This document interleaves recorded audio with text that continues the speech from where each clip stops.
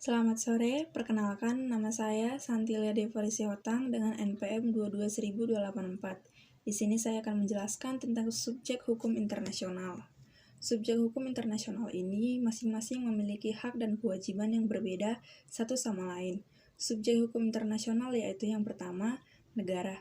Negara merupakan subjek hukum internasional yang paling utama dan berusia paling tua karena yang pertama muncul sebagai subjek hukum internasional.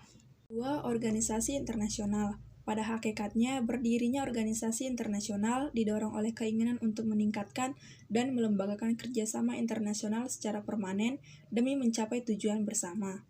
Perkembangan organisasi internasional yang semakin pesat memberi dampak positif bagi perkembangan masyarakat dan hukum internasional.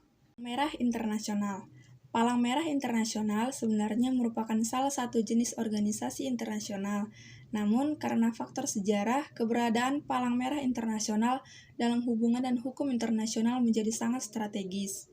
Walaupun merupakan organisasi internasional non-pemerintah, negara-negara maupun organisasi-organisasi internasional sudah mengakui kedudukan PMR sebagai subjek hukum internasional yang mandiri.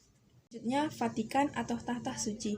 Vatikan juga diakui sebagai subjek hukum internasional karena alasan sejarah.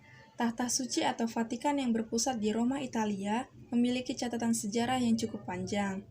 Vatikan diakui sebagai subjek hukum internasional berdasarkan Traktat Lateran pada 11 Februari 1929 antara Italia dan Tahta Suci mengenai penyerahan sebidang tanah di Roma yang menjadi wilayah Vatikan sekarang.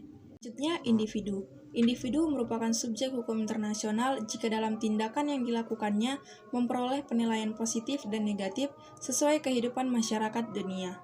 Yang terakhir ialah pemberontakan. Pemberontakan atau disebut kaum beligeransi muncul sebagai akibat dari masalah dalam negeri suatu negara berdaulat. Misalnya, pemberontakan bersenjata terhadap pemerintahan yang dilakukan dalam suatu negara. Demikianlah penjelasan subjek hukum internasional dari saya. Terima kasih.